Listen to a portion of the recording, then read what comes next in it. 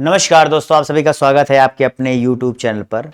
जी हाँ दोस्तों, जैसा कि आप सभी को पता है कि सुबह के 10 बज चुके हैं और मैं कौशल गुप्ता फिर से एक बार हाजिर हूँ आप सभी लोगों के लिए यहाँ पर जो है डेली प्रैक्टिस क्लास लेकर के। जी हाँ दोस्तों, आपको पता है ये जो प्रैक्टिस क्लास है ये बहुत ही इंपॉर्टेंट है, क्योंकि ये प्रैक्टिस क्लास में आप सभी विषयों का डेली यहाँ पर प्रैक्टिस करते हैं और साथ ही साथ यहाँ पर हर प्रश्न को इतना डिटेल में बताया जाता है, इतना विस्तृत तरीके से बताया जाता है कि अगर आप भविष्य में मेंस जैसे एग्जाम्स को लिखने जा रहे हैं, क्योंकि अगर आप प्री पास कर रहे हैं तो मेंस आपको देना पड़ेगा, तभी आप अधिकारी बन सकते हैं। अगर आप उस एग्जाम के लिए जा रहे हैं तो आपको इसकी जानकारी होना इतना डिटेल में बहुत ही ज़्यादा जरूरी होता है। यहाँ मैं कोई भी प्रश्न को केवल एक लाइन में बता करके बिल्कुल ख़त्म नहीं करता, क्योंकि आप मेरी ये आज 41वीं क्लास है। आप मेरी 41 में से कोई भी क्लास आप देख लेंगे तो सारी की सारी आप एक ही चीज़ देखेंगे कि उनमें हर एक प्रश्न के बारे में वो एक्सप्लानेशन, वो डिटेल, वो विस्तृत विवरण बताया जाता है कि अगर आपने उस विषय की किताब को पढ़ रखा है तो आप भी उस जानकारी को सुनने के बाद एक बार ये कहते होंगे कि अरे ये कहाँ था, ये मैंने पढ़ा क्यों नहीं। क्योंकि जो मैं चीजें लेकर के आता हूं वो पूरा एक बढ़िया होमवर्क होता है पहले उस प्रश्न के पीछे, तब आपके पास एक क्लास आती है। एक क्लास ऐसे नहीं है कि मैं आ गया और पढ़ता चला गया, नहीं, एक अच्छे होमवर्क के साथ आपके साथ आता हूं कि एक एक प्रश्न इतना बता दूं कि कल को अगर आपके सामने प्रश्न पेपर में आ जाए या उससे संबंधित थोड़ा सा घुमा दे, क्योंकि आजकल जो है कथन वाले प्रश्न भी काफी ज्यादा फैशन में आ गए हैं, ट्रेंड में आ गए हैं। तो उन प्रश्नों को भी आप बिना किसी शक के, दृढ़ता के साथ, जो आप इस चैनल का नाम देख रहे हैं, ये मेरा जो लक्ष्य है, दृढ़ता के साथ फुल कॉन्फिडेंस में आप उन प्रश्नों को भी कर सके। ठीक है, तो चलिए भैया, यहाँ पर यूपीपी से सारो की तैयारी अगर आप कर रहे हैं तो बिल्कुल सही जगह पर है, आपको यहाँ पर सारी चीजें देखने को मिलेंगी। तो चलिए आज के पहले प्रश्न की तरफ बढ़ते हैं। अब पहले प्रश्न की तरफ बढ़ने से पहले आप सभी से यहाँ पर सॉरी कहना चाहूंगा। सॉरी कहने का रीजन ये है कि मैंने पिछली क्लास में आगरा को सिराजे हिंद बता दिया था। जी भैया, आगरा को लेकर के सिराजे हिंद बता दिया था, जो कि गलत है। दरअसल सिराजे हिंद जौनपुर होता है। मैंने ख्याल से, मेरा थोड़ा सा तबीयत नहीं सही था, तो हो सकता है मैंने कुछ, एक होता ना इंसान गलतियों से, मतलब इंसान गलतियों का पुतला है, तो सॉरी उसके लिए। हो सकता है कुछ दिमाग में चल गया हो, वरना ये तो इजी सी बात है कि सबको पता सिराजे हिंद जौनपुर कहा जाता है। तो अगर ऐसा कुछ हुआ था, किसी ने कमेंट किया था, मैंने कमेंट में बताया भी था कि ऐसी बात है, बाकी ठीक है। अब ठीक है, आप लोग बताया करिए, उससे मुझे दिक्कत है, मैं सॉरी भी खुल के बोलता हूँ, क्योंकि गलती है तो गलती है, और जब तक गलती को मानूंगा नहीं तब तक कैसे अच्छा ही करूंगा। एक गलती हुई है 41 क्लास में, ठीक है, देखते हैं आगे ना हो। चलिए पहले प्रश्न की तरफ बढ़ते हैं। क्या है पहले प्रश्न? पहला प्रश्न यहाँ पर कि कॉमनवेल्थ पत्र का संबंध किससे है? चलिए बताइए, कॉमनवेल्थ पत्र का संबंध किससे है? जवाब दीजिए। चलिए भैया फटाफट जवाब देते रहिए आप सभी लोग। सभी लोग बताइए, कॉमनवेल्थ पत्र का संबंध किससे? तिलक से, गोखले से, एनी बेसेंट से, या फिर ज्योतिबा फूले से? ठीक है, चलिए इस सब बारे में बहुत अच्छा प्रश्न है। अब यही सब वो पत्रिकाएं हैं जो आप सबके काम में आएंगी, या इन्हीं सबसे चीजें होती हैं। तो देखिए, आप लोग ये देखते ही जान गए होंगे कि इसका सही जवाब क्या है। जी भैया, देखते ही आपको पता लग गया होगा कि इसका सही जवाब है एनी बेसेंट। जी भैया, एनी बेसेंट महिला थी। ये जो है, ये आपको पता है कि कॉमनवेल्थ, जी भैया, कॉमनवेल्थ और न्यू इंडिया, देखो ये दो पत्रिका निकालती थी, कॉमनवेल्थ और न्यू इंडिया। न्यू इंडिया जहां डेली न्यूज़पेपर था, दरअसल समझिएगा, न्यू इंडिया जहां डेली न्यूज़पेपर था, वहीं आपका कॉमनवेल्थ कैसा, साप्ताहिक, इसे क्या कहते हैं अंग्रेजी में, वीकली। ये भैया वीकली था, और ये आपका क्या था, डेली बेसिस पे, जो डेली आने वाला न्यूज़पेपर था। ठीक है, आपको ये चीज पता होना चाहिए। देखिए 1914 से जो है इन्होंने इन दोनों का प्रकाशन चालू किया था, 1914 से। दरअसल 1913 में ये जुड़ी थी किससे, भारतीय इंडियन स्ट्रगल मूवमेंट से, और 1914 में ये इसके जरिए जो अपने विभिन्न तरह की इंडियन मूवमेंट्स को लेकर के विचार होते थे, सारी चीजें होती थी, वो इसी के द्वारा जो है ये प्रचारित करती थी। ठीक है, इन्हीं दोनों के जरिए। ठीक है, ये चीज होगी। तिलक जी का आपको पता है कि इनका भी दो था। देखिए तिलक जी का दो था, एक तो आपको केसरी था, एक महारथा था। ठीक है, केसरी और महारथा, ये जो है इनका MAHRATTA। ठीक है, ये इनका दो था, और केसरी तो आप लोग जानते ही हैं, क्योंकि इन दोनों का नाम बहुत मशहूर रहता, होम रूल लीग से भी इन दोनों का नाम जुड़ा हुआ था। ठीक है, समझ गए? चलो अगले प्रश्न की तरफ बढ़ते हैं। देखो अब मैंने जितना बता दिया, शायद कुछ लोगों ने कई सारी चीजें इसमें मिस की होंगी। बहुत लोगों को यही नहीं पता होगा इसमें से कौन सा डेली है कौन सा वीकली है। कितने लोग को पता था? प्रश्न पूछ सकता है भैया कि कॉमनवेल्थ पत्र जो है एनी बिसेंट द्वारा लिखा जाता था। कारण कारण यह जाता कि वो जो है इंडियन फ्रीडम स्ट्रगल से जुड़ी हुई थी, जो साप्ताहिक पत्रिका के रूप में इसे प्रकाशित करती थी। अब बताओ इसका क्या होगा जवाब? कथन कारण मैंने बता दिया, आप सोचो, पता होगा तब तो। अभी साप्ताहिक की जगह प्रतिदिन बोल देता तो आपको तो लगता है हाँ न्यूज़पेपर साप्ताहिक हो गया डेली। आप लोग कुछ लोग उसमें गेस में सही करके आ जाते हैं। माइनस मार्किंग, माइनस मार्किंग 1/3 गया, bye bye tata see you. समझ गए? ये होता है। चलो अगले प्रश्न की तरफ बढ़ते हैं। अगला प्रश्न यहां पर, किस स्वतंत्रता सेनानी द्वारा सचिंद्र सन्याल, मतलब किस स्वतंत्रता सेनानी मतलब सचिन सन्याल द्वारा स्थापित हिंदुस्तान रिपब्लिकन एसोसिएशन का नाम बदलकर हिंदुस्तान सोशलिस्ट रिपब्लिक एसोसिएशन कर? पहले था हिंदुस्तान रिपब्लिक एसोसिएशन, बाद में क्या होगा? Hindustan socialist Republic association. ठीक है, यहां पर जो है ये होता है। ठीक है, बताइए इसका क्या होगा? शॉर्ट फॉर्म में बता दिया है। चलिए यहां पर पहले जानते हैं कि ये है क्या। देखो आप लोग जानते हो, देखो इसी हिंदुस्तान जो रिपब्लिक एसोसिएशन है, इसी को हिंदुस्तान रिपब्लिक आर्मी भी कहते थे। जी भैया, ए फॉर आर्मी भी कहा जाता था। इसी को हिंदुस्तान रिपब्लिक एसोसिएशन भी कहा, मतलब एसोसिएशन तो है ही, इसके साथ ही साथ क्या, यहाँ हिंदुस्तान रिपब्लिक आर्मी अगर लिख के आ जाए या हिंदुस्तान रिपब्लिक एसोसिएशन लिख के आ जाए, दोनों एक ही है, ये आपको पता होना चाहिए। ठीक है, 1924 में जो है इसकी स्थापना हुई थी, ये आपको पता होना चाहिए। ठीक है, और देखो इसमें जो है अगर मैं पूछूं कि इसका जो है एग्जैक्टली कौन थे, तो राम प्रसाद बिस्मिल, सचिंद्र सान्याल आप देख ही रहे हैं, अशफाक उल्ला खान, ठीक है, एक सचिंद्र नाथ बख्शी थे, एक सचिंद्र सान्याल थे तो एक सचिंद्र नाथ बख्शी जी थे। ठीक है, ये जान लेना, दो सचिंद्र नाम के थे, वरना आप लोग कहो कि जो है बख्शी होगा, बख्शी, BAS नहीं, BAKHSI। ठीक है, बख्शी। ठीक है, ये नाम हो गया। और अशफाक उल्ला खान मैंने बता ही दिया। उसके बाद राम प्रसाद बिस्मिल जी थे ही। हाँ, जोगेश चंद्र चटर्जी, जो बहुत लोग JC चटर्जी लिख कर आता है, तो वही जोगेश चंद्र चटर्जी जी भी, ये सब इसके फाउंडिंग मेंबर थे, ये सब इसके फाउंडिंग मेंबर थे। और दरअसल इन लोग का ये बना क्यों था? दरअसल ये इंडिया में जब स्ट्रगल चल रहा था तो गांधी जी ने बीच में, आप इंडियन मूवमेंट पढ़ोगे तो बीच में कुछ दिन के लिए आपको पता है कि स्ट्रगल मूवमेंट कम हो, क्योंकि गांधी जी जेल चले गए थे और ये तमाम चीजें हुई थी।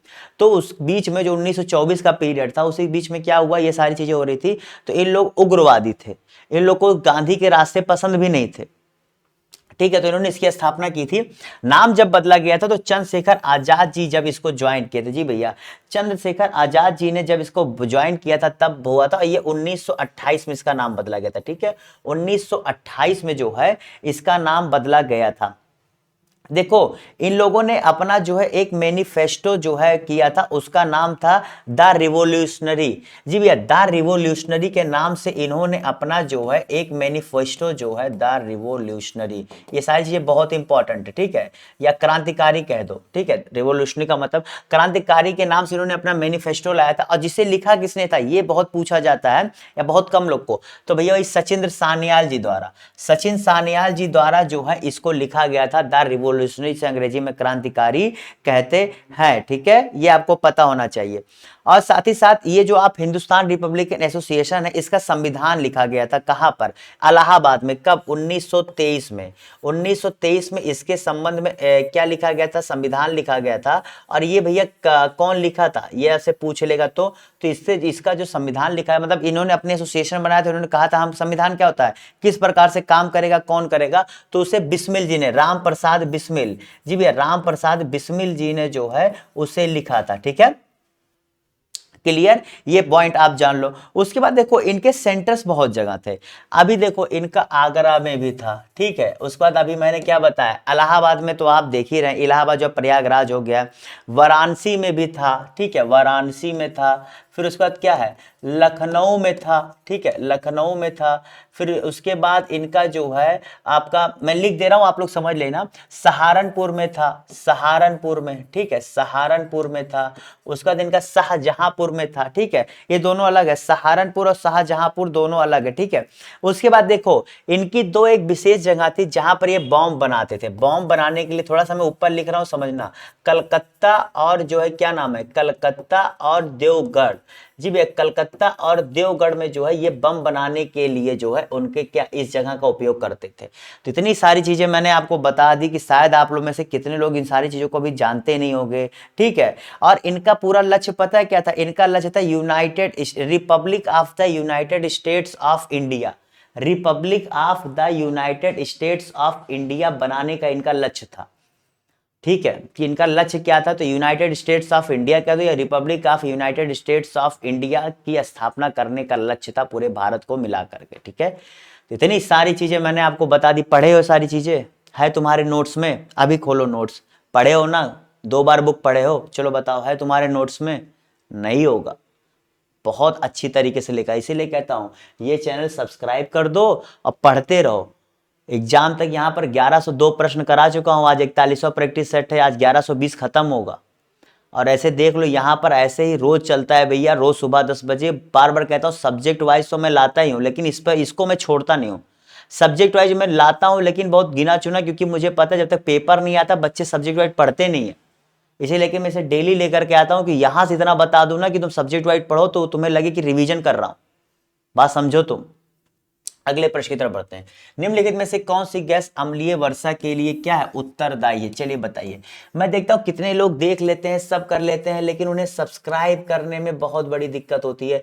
यार जो चीज मैं प्रोवाइड कराता हूं ना, मार्केट में हजारों रुपया खर्च करके तुम लोग करते हो, कहीं टीचर के नोट्स ढूंढते हो, कहीं किसी टॉपर के नोट्स ढूंढते हो, कुछ ढूंढने की जरूरत नहीं है। ऐसी क्लास पढ़ते जाओ, बार बार कहा हूं ऐसी क्लास पढ़ते जाओ, यहाँ से शॉर्ट नोट्स बनाते जाओ और उसके बाद क्या रिवीजन कर लिया करो। बस मैंने ये 3 चीज कहा है, ये कर लो, फिर मैं बताता हूं कैसे तुम लोग का किसी की कुछ जरूरत नहीं पड़ेगी यार। सिलेबस वही है, टॉपर भी वही पढ़ के जाता है, बस वो 2 चीजें किया था, उससे कभी भी टॉपर्स पूछ लेना तुम्हारी परीक्षा, तुम्हारे निकालने का मेन कारण क्या था, कहता भाई मैंने रिवीजन अच्छा किया था, मैंने उस चीज को 2 बार 3 बार पढ़ा था, बस यही सुनने को मिलेगा। क्योंकि ये आपके कॉन्फिडेंस को बढ़ाता है। जब तक कॉन्फिडेंस नहीं आएगा आप मान के चलिए आप बहुत पढ़ लो, प्रैक्टिस सेट से ही आपको कॉन्फिडेंस आता है। Practice set and revision gives you confidence, okay. ये अपने दिमाग में बैठा लो। तो यहां पर देखो जितने लोगों ने यहां पर इसका सही जवाब क्या, देखिए जो दरअसल यहां पर 2 प्रकार की गैसें होती हैं। जैसे जब ये जलता है तो इसी प्रकार से ये जो है उसमें बनती है, तो SO2 और क्या होता है NOx। जी भैया, सल्फर डाइऑक्साइड और नाइट्रोजन ऑक्साइड, इन दोनों की वजह से अम्लीय वर्षा होती है। और अम्लीय वर्षा होती है तो पानी का pH वैल्यू कितना होता है, जब अम्लीय वर्षा होती है भैया तो पानी का pH वैल्यू 4 से 5 के बीच में होता है। कितना, 4 से 5 के बीच में। और जब नॉर्मल वर्षा होती है तो कितना होता है pH वैल्यू भैया, तब 6.5 से लेकर के 8.5 के बीच में होता है। तो कितना, 6.5 से लेके 8.5 के बीच में होता है, ठीक है। ये चीजें आपको पता होनी चाहिए। और आपको पता है कि इससे नुकसान क्या होता है, जैसे संगमरमर का सफेद पत्थर आप देख रहे हैं धीरे धीरे पीला हो रहा है। घर के बाहर के जो वाहन होते हैं उन पर भी देखिए उस पर कलर जल्दी फेड होने लगता है, तो सब पॉल्यूशन का रीजन है। तो समझ गए होंगे आप लोग, ये बता दिया मैंने। ये काफी चीज शायद पूछता ही नहीं यार आपसे, गैस पूछ लेता है, क्या होता है पूछ लेता है, रीजन क्या होता है, बस हो गया। अम्लीय वर्षा मेन क्या होता है कि जो गैसें हैं जैसे सल्फर डाइऑक्साइड, नाइट्रोजन ऑक्साइड, ये सब पर्यावरण में रहती हैं। जब बरसात होती है तो उसमें घुल जाती हैं, घुल करके जो है ये अम्लीय वर्षा का रूप धारण कर लेती है, क्योंकि इसका pH वैल्यू जो आप देख रहे इतना हो जाता है। बस अगले प्रश्न की तरफ बढ़ते हैं। प्रदूषण युक्त वायुमंडल को स्वच्छ किया जाता है। चलो बताओ, अभी हम लोगों ने पढ़ा कि अम्लीय वर्षा क्यों होती है, अब ये बताओ कि अगर प्रदूषण युक्त वायुमंडल है, अब हमें जैसे मान के चलो कि आप देखते हैं दिल्ली में क्या होता है, दिल्ली में सीन हो जाता है कि लोग सांस नहीं ले पाते हैं। दिल्ली में क्या हो जाता है, लोग परेशान हो जाते हैं, एयर प्यूरिफायर आजकल बहुत बिकने लगा है। तो वो कैसे स्वच्छ करते हैं वायुमंडल को, वर्षा द्वारा, हवा द्वारा, क्लोरीन द्वारा या डिटॉल द्वारा। मेरे ख्याल से डिटॉल होगा, क्यों, डिटॉल से तो हवा साफ कर सकते हो। चलिए भैया, जितने लोगों ने यहाँ पर क्या वर्षा जवाब दिया है वो सही कर ले। अभी मैंने आपको अम्लीय वर्षा में बताया, तो अम्लीय वर्षा मैंने आपको क्या बताया कि जब आपका वर्षा होता है तो वर्षा होने के साथ जो गैसें होती हैं वो उसमें घुल जाती हैं। वैसे ही जो पर्यावरण में पीपीएम, ये एरोसॉल्स, ये सब आप वर्ड जानते हो ना, पीपीएम पार्टिकुलेट पर मैटर, ठीक है, पार्टिकुलेट मैटर क्या कहते हैं, पीपीएम होता है, ठीक है। उसके बाद एरोसॉल्स, जो ये सब आपके जो है विभिन्न चीजों के मिश्रण से एरोसॉल्स होता है, ये सब होते तो क्या करते हैं, ये सब प्रदूषण के रूप में वायुमंडल घूमते हैं। लेकिन जब बरसात होती है तो ये आकर के बरसात के पानी के साथ घुल करके जमीन पे बैठ जाते हैं, तो आपका जो हवा होता है वो स्वच्छ हो जाता है। इसीलिए आप लोगों ने देखा होगा कि बीच में कृत्रिम वर्षा कराने की बात कही जा रही थी सरकार द्वारा, दिल्ली सरकार द्वारा, कि हम कृत्रिम वर्षा करा देंगे। या जो है कहीं कहीं देखिए अब ऐसी मशीनें लगा दी गई हैं जो पानी की छिड़काव करती रहती हैं। दिल्ली में जब पॉल्यूशन ज्यादा होता है तो वो क्या करती है, वो यही करती है भैया, उस चीज को, पॉल्यूशन को कम करती है, मतलब जमीन में बैठा देती हैं, ठीक है। बस यही बेसिक सा फंडा, और कोई फंडा नहीं है यहाँ पर, बस इतनी सी बेसिक सी बात है। अगले प्रश्न करते हैं, उत्तर प्रदेश में प्रथम बायोटेक, कौन सा भैया, प्रथम बायोटेक पार्क स्थापित किया गया। चलिए बताइए, प्रथम बायोटेक पार्क कहाँ स्थापित किया गया है, वाराणसी में, जौनपुर में, कानपुर में, या फिर लखनऊ में। बताइए इसका सही जवाब क्या है, जवाब दीजिए। तो जितने लोगों ने यहां पर इसका सही जवाब क्या दिया है, वेरी गुड। जितने लोगों ने यहां पर क्या लखनऊ में जवाब दिया है, क्या लखनऊ में जितने लोगों ने जवाब दिया है वो सही कर ले, ठीक है। जितने लोगों ने क्या लखनऊ जवाब दिया है वो सही कर ले, ठीक है। लखनऊ में दरअसल आपका बायोटेक पार्क जो है स्थापित है, ठीक है।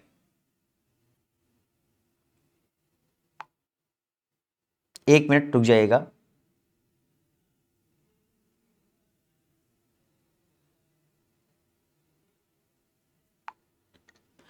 हाँ चलिए, थोड़ा सा जो है बायोटेक पार्क भैया कहाँ, लखनऊ में स्थापित किया गया है। देखिए लखनऊ में जो ये स्थापित किया गया है ना, यहाँ पर काफी चीजों को बता, मतलब एक प्रशिक्षण देने का काम यहाँ पर किया जाता है। इसे सेंटर और स्टेट दोनों गवर्नमेंट ने मिलकर स्थापित किया था, ठीक है। स्टेट और सेंटर गवर्नमेंट दोनों ने मिलकर के इसे स्थापित किया था, ठीक है। और साथ ही साथ देखो, ये जो है जो यूपी में स्किल डेवलपमेंट मिशन नहीं है, मैंने बताया ना, यूपी में जो स्किल डेवलपमेंट मिशन है ये उसमें पार्टनर है, ठीक है।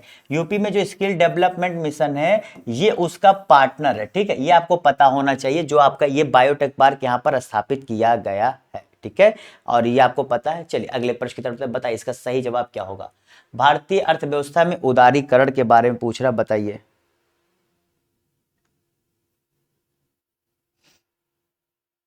बहुत आसान सा प्रश्न है, जवाब दीजिए।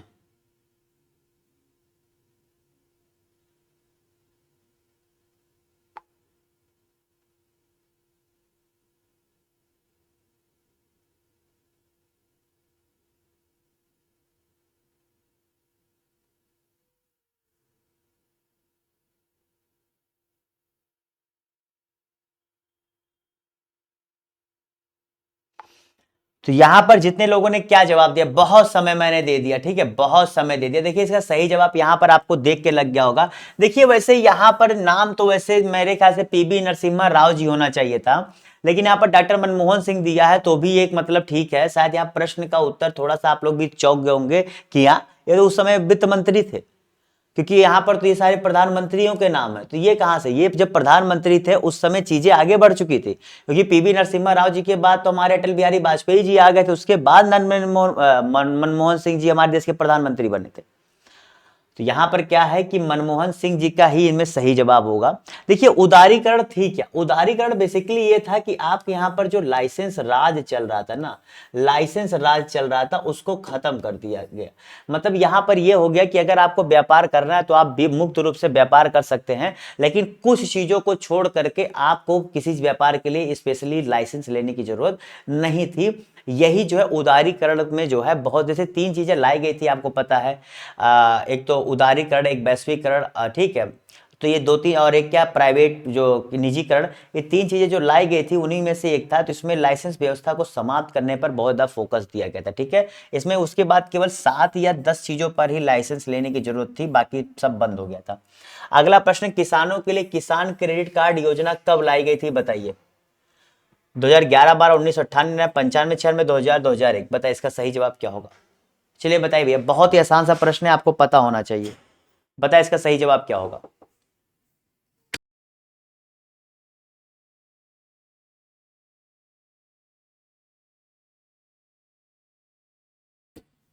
तो बताइए भैया इसका क्या होगा। देखो ये आप एक चीज समझो कि किसान क्रेडिट कार्ड के आने से बहुत बड़ा फायदा मिला था, बहुत बड़ा फायदा। किसान क्रेडिट कार्ड को जब लाया गया था तो उसको मेन प्रोग्राम यही था कि किसानों को पहले आत्मनिर्भर बनाया जाए। आज ऐसा नहीं आत्मनिर्भर आज का है, लेकिन शुरुआत बहुत पहले से है। तो किसान क्रेडिट कार्ड इससे देखो बहुत फायदा, तो किसानों को कम से कम एक पैसे से होता नहीं कि आपको पता है जीवन में पैसे की कमी हमेशा रहती है। आप जितना बड़ा करने की सोचोगे पैसे की कमी उतनी ज्यादा होगी। आप कुछ नहीं करने की सोचोगे तो आपको पैसे कमी नहीं होगी, ये जान लो, ये कभी भी अंदाज लेना। पैसे की कमी उन्हीं को होती जो कुछ बड़ा करना चाहते हैं। तो जब किसान अपने फसल को बोना चाहता है, अपने फसल को और अच्छा करना चाहता है, अच्छी खाद डालना चाहता है, अच्छी बीज डालना है, पैसा चाहिए, नहीं होता था, क्योंकि आपको पता है किसान सबसे दयनीय स्थिति में कोई तो किसान है। तो उसके लिए सरकार ने व्यवस्था की हम किसान क्रेडिट कार्ड देंगे, जितने भी बैंक्स हैं उन बैंक्स जो है इन्हें ऋण देंगी, लोन देंगी, जिस पर ब्याज भी कम होगा और उन्हें चुकाने के लिए समय भी दिया जाएगा। ये सारी चीजें इसके अंतर्गत थी। तो इसकी शुरुआत जो है आज के डेट में बहुत चीजें इसमें है। तो इसकी शुरुआत अगर पूछा जाए भैया कब हुई थी, तो इसकी शुरुआत हुई थी आपकी 1998-99 में, ठीक है, 1998 में 99 में जो है हुई थी। दरअसल आरवी गुप्ता कमेटी एक बनी थी, कौन सी भैया, आरवी गुप्ता, जी भैया गुप्ता जी थे, आरवी गुप्ता समिति बनी थी। तो उस समिति ने जो है इसको रिकमेंड किया था और उसी के बाद नाबार्ड ने, जी भैया नाबार्ड ने इसको क्या लेकर के इस क्रेडिट कार्ड को जो है लागू करने का पूरा जिम्मा लिया था। ठीक है, समझ गए। चलो इसे इसी को शॉर्ट फॉर्म में केसीसी कहते हैं, केसीसी कार्ड। बहुत बार खैर आपके यूपी में पूछा बहुत जाता है, यूपी वाले एग्जाम्स में। चलो अगले प्रश्न की तरफ बढ़ते हैं। लेकिन बहुत लोग को ये नहीं पता होगा कि ये समिति किससे जुड़ी है। इस समिति का नाम लिख लेना भैया, बहुत इंपॉर्टेंट है। बार बार कह रहा हूं, ऐसी ऐसी चीज बता दूंगा कि कहीं से एग्जामिनर अगर तुम्हें तौलने की कोशिश करेगा ना तो तुम उससे ज्यादा भारी निकलोगे। ठीक है, मैंने कहा नहीं था कि अगर बाउंसर देगा तुम पीछे मारोगे और अगर तुम्हें यॉर्कर देगा तुम सीधे हेलीकॉप्टर शॉट मारोगे। ये मैंने तुम्हें बताया हुआ अपनी हर क्लास में। निम्नलिखित में से किस तापमान पर सेंटीग्रेड एवं फॉरेनहाइट का जो है तापमान समान होगा। या तीसरी या चौथी बार ये प्रश्न आ रहा है 1108 में से। अगर ये गलत तो ये जान लो रिवीजन हो रहा है। अगर ये तुम नहीं कर पा रहे हो तो फिर जान के चलो तुम क्या पढ़ रहे हो, तुम थोड़ा सा अपनी पढ़ाई पर ध्यान दो। यार देखो मैं बार बार एक ही चीज कहता हूँ, जिस चीज की तुम तैयारी करने आए हो ना, यहाँ पर समाज से तो बहुत ताने मिल रहे हैं, क्योंकि ये 3 लेवल का एग्जाम होता है। तुम 2 लेवल पहुंच गए, तीसरे में छट गए, पहले में छट गए, दूसरे में छट गए। छटने का तो इसमें कोई सवाल ही नहीं होता, कब छट जाओगे। प्लस समाज में तुम्हें छोटे छोटे से क्या होता है ना, ये देखो मतलब मेरी बात समझना, पता नहीं अच्छा लो बुरा लो, आज की डेट में लोग एसएससी निकाल करके जो है, एसएससी एग्जाम और पीसीएस एग्जाम बहुत बड़ा अंतर है आप समझिए। एसएससी एग्जाम 3 लेवल का है, लेकिन एसएससी एग्जाम उस लेवल का नहीं है जो पीसीएस कराता है। ठीक है, आप एसएससी की तुलना कभी पीसीएस लेवल से मत करिए। लेकिन क्या है, समाज को ये नहीं समझ में आता। समाज को समझ में आता है कि तुम्हारे पास सरकारी नौकरी है या नहीं, तो तुम जो करने आए हो उसमें बहुत बड़ी चीज है एक पेशेंस रखना, दूसरी चीज है खुद को मेंटली तौर पर पॉजिटिव बनाए रखना, और तीसरी सबसे बड़ी चीज है कॉन्टिन्यूटी। अगर इन तीनों चीजों में जहां भी चूकोगे ना, मेरी बात को यकीन मानो, तुम सिर्फ इस तैयारी को देर तक ले जाओगे, खींचोगे, या फिर अंतिम में छोड़ दोगे। तो इस चीज को थोड़ा सा तुम समझो, मत इन सब की बात से उलझो। पढ़ते रहो पढ़ते रहो, और जब क्वेश्चंस तैयारी कर रहे हो उन पे अच्छा फोकस करो। जिंदगी के 2 साल तुमने जिस चीज को दे दोगे ना, वो चीज तुम्हारी हो जानी है। 6 महीने कुछ लोग कहते हैं, लेकिन मैं इस चीज को 2 साल लेके चलता हूँ, क्योंकि पीसीएस एग्जाम इतना 6 महीने वाली तैयारी चीज नहीं है। ठीक है, चलो मैं पीसीएस के संदर्भ बता रहा हूँ। तो देखो यहाँ पर जितने उन्होंने क्या -40 डिग्री सेल्सियस जवाब दिया वो सही कर लीजिए। मैंने आपको बताया था फॉरेन हाइट और डिग्री सेल्सियस का यहाँ पर फॉर्मूला होता है। फॉरेन हाइट को जब कन्वर्ट करना हो डिग्री सेल्सियस को, तो डिग्री सेल्सियस गुणे 5/9 और प्लस क्या 32, ये भैया होता है फॉर्मूला। कोई भी फॉरेन हाइट में निकालना तो डिग्री सेल्सियस को 5/9 से क्या करो, सॉरी माफ करेगा मैंने उल्टा बता दिया। देखो 9/5 कितना, 9/5 से तुम क्या करो गुणा कर दो और प्लस 32 कर दो, जोड़ दो, तो वो आ जाएगा। ठीक है, चलो अगले प्रश्न की तरफ बढ़ते हैं। और दोनों समान कब होते हैं, तो -40 डिग्री सेंटीग्रेड पर फॉरेन हाइट और डिग्री सेल्सियस का टेम्परेचर समान होता है। अगले प्रश्न की तरफ बढ़ते हैं। उपभोक्ता सहकारी भंडार स्थापित किए जाते हैं। बहुत ही आसान सा प्रश्न है यार, बताओ। देखो सहकारी है तो किस प्रकार किया जाएगा, बताओ। सहकारी है तो किस प्रकार किया जाएगा, वैसे ही दिमाग लगा लो तो बिल्कुल भी तुम्हें इफ और बट नहीं होगा।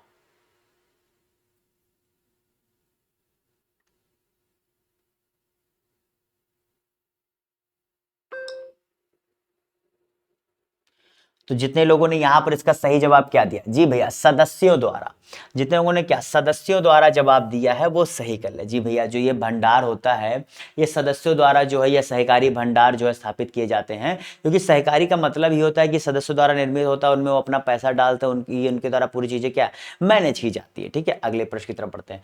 भारत में जिन उद्योगों का व्यवसाय 1 करोड़ रुपए तक तथा क्या कारोबार 5 करोड़ रुपए तक, मतलब ये कह रहा है, यहां पर एक बात कह रहा है टर्नओवर, कारोबार का मतलब होता है अंग्रेजी में टर्नओवर, और व्यवसाय का मतलब कह रहा है यहां पर इन्वेस्टमेंट। ठीक है, अगर कह रहा है इन्वेस्टमेंट 1 करोड़ हो, टर्नओवर 5 करोड़ हो, तो उसे क्या कहते हैं, उस व्यापार को क्या कहते हैं, माइक्रो, मीडियम, लार्ज या मैक्रो। ठीक है, माइक्रो, मीडियम, लार्ज या फिर मैक्रो, MSME होता नहीं है, MSME, medium small, medium small, micro small medium enterprises. चलो बताओ, तो जितने लोगों ने यहां पर क्या सूक्ष्म जवाब दिया वो सही गलत। जी भैया माइक्रो, जब आपका इन्वेस्टमेंट 1 करोड़ हो, दरअसल अभी रिवीजन किया गया, उसके बाद से माइक्रो, स्मॉल और मीडियम की परिभाषा को चेंज कर दिया गया। अगर आपका माइक्रो है जो सूक्ष्म होता है वो इन्वेस्टमेंट 1 करोड़ और टर्नओवर 5 करोड़ हो, वहीं अगर आपका जो स्मॉल हो, स्मॉल में आपका क्या हो, लघु उद्योग में आपका 10 करोड़ का इन्वेस्टमेंट हो, 10 करोड़ का और 50 करोड़ का टर्नओवर हो, कितना 50 करोड़ का, 10 करोड़ और 50 करोड़। वहीं आपका जो क्या कहते हैं मीडियम है, वहीं पर वो क्या हो, मीडियम में 50 करोड़ का इन्वेस्टमेंट हो और 250 करोड़ का टर्नओवर हो, तो आप मीडियम की श्रेणी में आएंगे। मतलब आपके इन्वेस्टमेंट और आपके टर्नओवर के आधार पर जो है आपको क्या इन कैटेगरीज में डिवाइड किया जाएगा। पहले होता था कि सर्विस के लिए अलग था और क्या नाम है मैन्युफैक्चरिंग के लिए अलग था, लेकिन आज की डेट में दोनों को मिला करके एक ही कैटेगरी में रखा जाता है, बस आपका इतना होना चाहिए। ठीक है, अगले प्रश्न की तरफ बढ़ते हैं।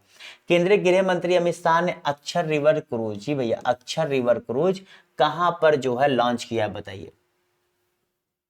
अक्षर या अक्षय कुछ ऐसे ही है मेरे ख्याल से, नहीं अक्षर ही है। ठीक है, अक्षर ही है, क्योंकि अक्षय भी होता है ना, तभी मैं थोड़ा सा कंफ्यूज था। तो देखो भैया बहुत ही आसान है, इसका सही जवाब क्या है, गुजरात में। दरअसल गुजरात में जो आपका रिवर फ्रंट नहीं है, कहां पर, अहमदाबाद, अहमदाबाद में जो आपका रिवर फ्रंट है वहीं पर जो है इसका उद्घाटन किया गया है। इस रिवर क्रूज में टोटल 165 लोग बैठ सकते हैं, कितने, 165 लोग बैठ सकते हैं। दरअसल अहमदाबाद नगर निगम ने, जी भैया अहमदाबाद नगर निगम ने, और साथ ही साथ जो वहां पर क्या रिवर फ्रंट का ऑर्गेनाइजेशन है, ये दोनों मिल करके जो है इसे चलाएंगे। ठीक है, साबरमती जो river front development corporation limited है, ये और ये दोनों मिल करके इस रिवर क्रूज को चलाएंगे, जिसमें 165 लोग जो है एक बार में बैठ सकते हैं। कितने करोड़ का है क्या, इस सबसे आपको मतलब ही नहीं होना चाहिए, क्योंकि ये सब प्रश्न कभी आपसे ऐसा नहीं पूछेगा। चलो सूची 1 है, सूची 2 को मिलाना बताइए। सूची 1 है, सूची 2 को मिलाना है, बताइए इसका क्या होगा, फटाफट बताइए क्या होगा। देखो यहां पर क्या कह रहा है, आयात, तो आयात पे आपका कौन सा टैक्स लगता है, आयात पे आपका कौन सा टैक्स लगता है बताइए।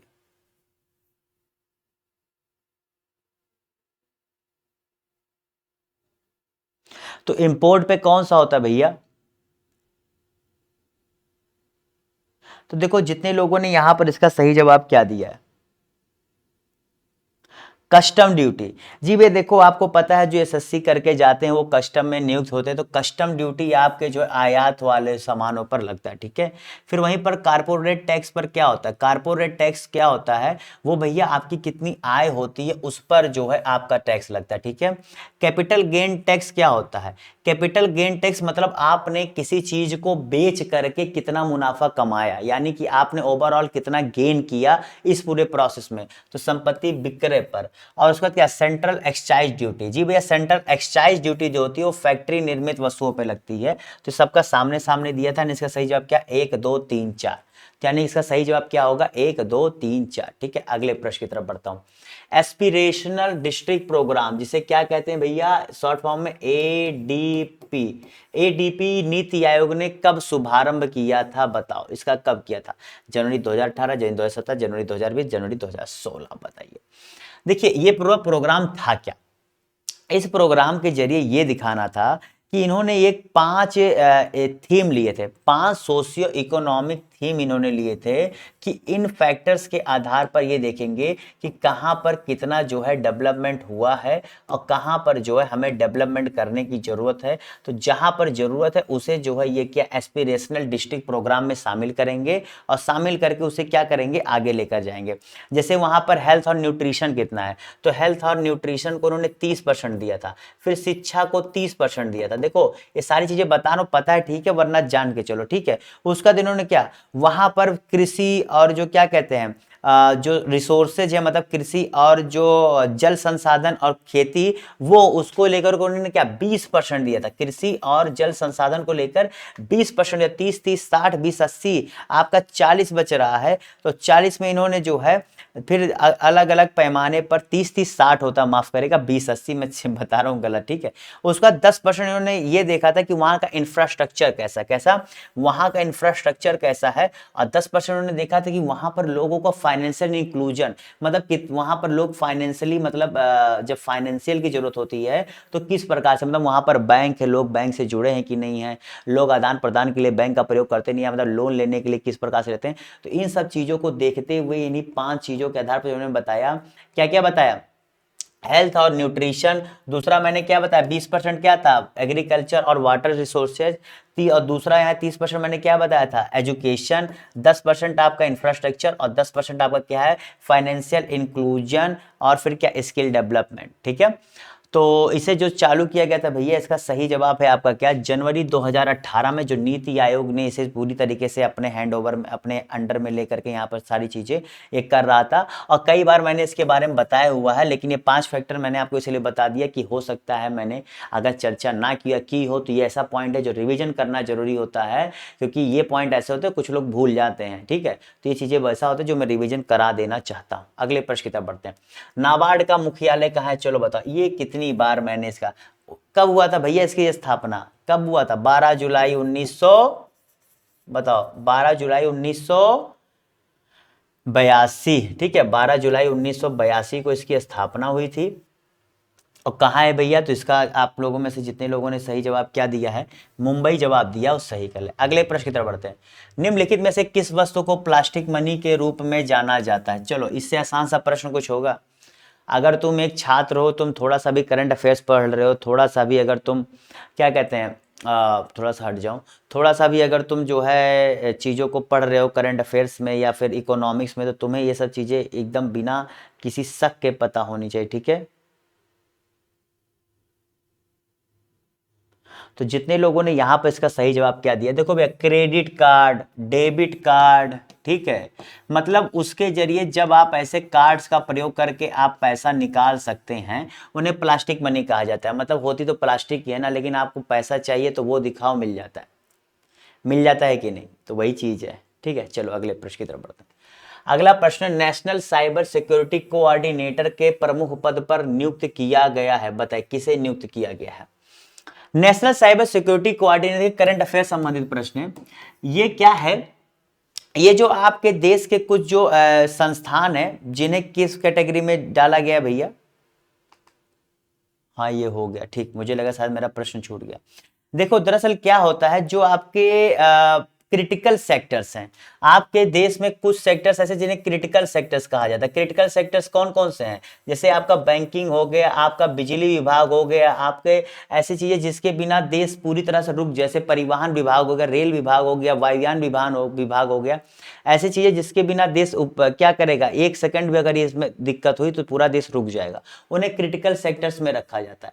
तो ये जो नेशनल साइबर सिक्योरिटी कोऑर्डिनेटर होता है, ये क्रिटिकल सेक्टर्स को गाइड करते हैं। ठीक है, गाइड करते हैं कि आपको किस प्रकार जो है साइबर चीजों से आपको बचना है, किन चीजों का आप प्रयोग करिए, अगर आपके ऊपर हमला हो रहा है तो इस पूरी चीज को ये जो है देखभाल भी करते हैं। ठीक है, तो ये इनका काम है। और उनका नाम है, जो यहाँ पर नियुक्त हुए हैं उनका नाम है भैया क्या, MU नायर जी। भैया उनका अगर सही जवाब क्या है, MU नायर जी हुए हैं। ये पहले जो है आर्मी से जुड़े हुए थे। ठीक है, ये आपको पता होना चाहिए। ठीक है, तो MU नायर जी जो है यहाँ पर इसके जो है क्या नाम है, नियुक्त हुए हैं। ठीक है, क्लियर। चलो अगले प्रश्न की तरफ बढ़ते हैं। किस वाणिज्यिक बैंक का विलय पंजाब नेशनल बैंक में हुआ, बताओ किस वाणिज्यिक बैंक का विलय पंजाब नेशनल बैंक में हुआ है? न्यू बैंक ऑफ इंडिया का, यूनाइटेड बैंक ऑफ इंडिया का, भारत ओवरसीज बैंक का, या बैंक ऑफ पटियाला का? बताइए यहां पे इसका सही जवाब क्या होगा। देखो भैया, दरअसल हुआ तो दो बैंक का था। इसी 2020 में दो बैंकों का विलय जो है यहां पर हुआ था। उस समय करीब 10 बैंकों का आपस में विलय हुआ था। तो दो बैंक में से एक यहां पर लिखा हुआ है, उसका नाम क्या है? United Bank of India. जी भैया, एक बैंक का नाम था यूनाइटेड बैंक ऑफ इंडिया, से शॉर्ट फॉर्म में OUBI कहते हैं, और दूसरा था OBC, जिसे क्या कहते हैं? Oriental bank of commerce. ठीक है, तो यहां पर जो है ये दो बैंकों का विलय आपके पंजाब नेशनल बैंक में किया गया था। ठीक है, चलो अगले प्रश्न की तरफ बढ़ते हैं। देश में पहली बार, ठीक है, रैंकिंग प्रदान की गई थी। यहां पर दरअसल आपको मैंने पढ़ाया हुआ था कि ये मैंने दरअसल एक रैंक होती है, ठीक है, इसके बारे में मैंने बताया हुआ। तो बताइए इसका सही जवाब क्या होगा। चलो इतना मैंने आपको बता दे कि आपको देखते ही समझ में आ जाना चाहिए था कि क्या होगा। बताओ इसका सही जवाब क्या होगा। तो जितने लोगों ने यहां पर इसका सही जवाब क्या दिया है, जितने लोगों ने यहां पर इसका सही जवाब क्या दिया है, जी भैया, जितने लोगों ने क्या, कानपुर कृषि विश्वविद्यालय। ये भैया इसके बारे में मैंने आपको बताया हुआ था कि ये रैंकिंग केवल जो उच्चतर शिक्षा वालों को दिया जाता है। ये सारी चीजें मैंने आप लोगों को यहाँ पर बताई हुई थी। ठीक है, तो ये आप लोगों को पता होना चाहिए। अगर नहीं पता है तो बहुत ही ज्यादा दिक्कत की बात है, क्योंकि ये प्रश्न हाल फिलहाल में तीसरी बार आप लोग के सामने आ गया। कितनी बार?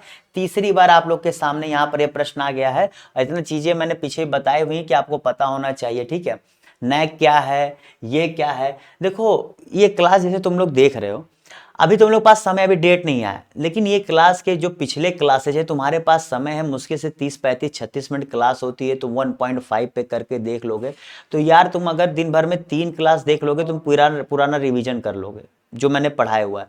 और जो मैं पढ़ा रहा हूँ वो तुम्हारा स्टैटिक, करंट अफेयर सब कवर कर रहा है।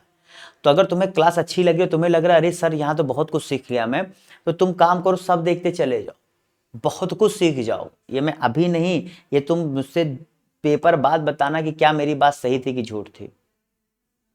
ठीक है, तो इसी को समझो। अब इसके बारे में देखो, हर प्रश्न को जैसे मैं जो बता देता हूं तो इसको मैं थोड़ा सा अवॉइड करता हूं कि क्लास छोटी रहे, वरना हर प्रश्न जो मैंने बताया हुआ फिर उतना बताऊंगा तो फिर पता लगे क्लास बड़ी हो जाएगी, जो कॉन्टिन्यूटी पढ़ रहे हैं उनको फिर बुरा लगेगा।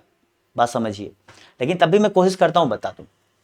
किस देश में सकल राष्ट्रीय सुख, यानी क्या है, जी ग्रॉस नेशनल हैप्पीनेस, ठीक है, ग्रॉस नेशनल हैप्पीनेस को प्रगति का मानक माना जाता है। अर्थात वहां पर यह माना जाता है कि जो प्रगति हो रही है अगर हमारे देश में, तो वहां पर अगर लोग सुखी हैं, खुश हैं, तो वो जो है वहां पर उस देश को अपनी प्रगति का एक क्या सूचक मानता है। ठीक है, तो इसका सही जवाब क्या है भैया, भूटान। जी भैया, भूटान है जिसने दरअसल 2022 में इसका जो ग्रॉस हैप्पीनेस में 0.78 के आसपास इसका था। कितना?